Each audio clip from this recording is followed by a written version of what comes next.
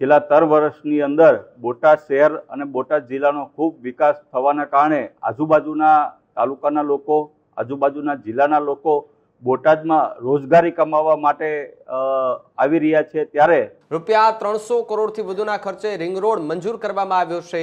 Ring road બનતા શહેરમાં traffic જામની જે સમસ્યા છે એમાં મોટું નિવારણ આવી જશે।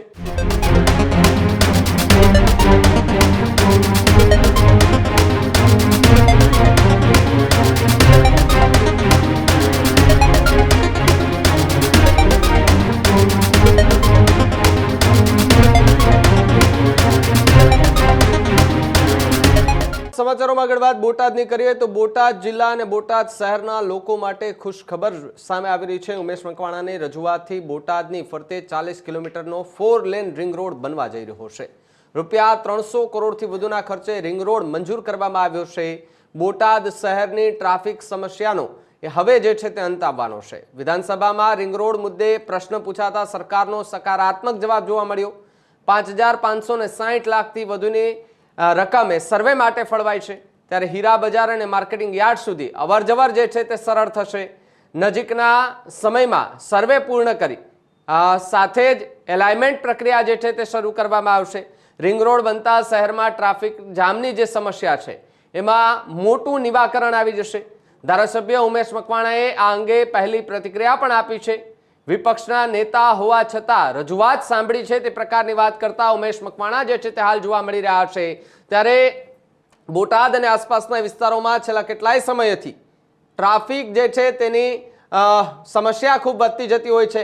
સાળંગપુર જવા માટે જ્યારે બોટાદ અને આસપાસના વિસ્તારોમાંથી લોકો નીકળતા હોય છે ત્યારે ટ્રાફિકથી ધમધમતા વિસ્તારમાંથી નીકળવું પડે છે ને એમાં 30-35 મિનિટ એ ટ્રાફિકમાં જતી રહેતી હોય છે। સમયનો બગાડ થતો હોય છે અને ઘણા લાંબા સમયથી ધારાસભ્ય ઉમેશ મકવાણા કે જે રજૂઆતો કરી રહ્યા હતા કે જો ફરતે રિંગ રોડ બની જાય તો પછી આ ટ્રાફિક શહેરની છે એ થોડી ઘણી ઓછી થઈ જાય અને સ્થાનિક જે લોકો છે એમને પણ થોડી રાહત મળે અને અહીંયાથી નીકળતા રાહદારીઓને પણ થોડી રાહત મળે।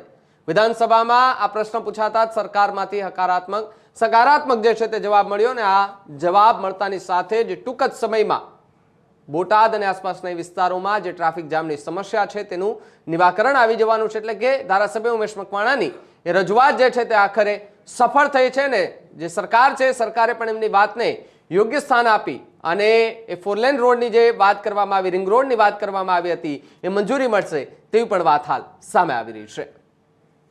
વિધાનસભાના પ્રશ્નોત્તરી કાળ દરમિયાન માનનીય મુખ્યમંત્રીશ્રીને ગૃહની અંદર પ્રશ્ન ક્રમાંક નંબર 8 મેં પ્રશ્ન પૂછવામાં આવ્યો હતો કે બોટાદ શહેરની અંદર જે શહેરની પોપ્યુલેશન ખૂબ વધી ગઈ છે, વાહનોની સંખ્યા પણ છેલ્લા 3 વર્ષમાં વધી ગઈ છે।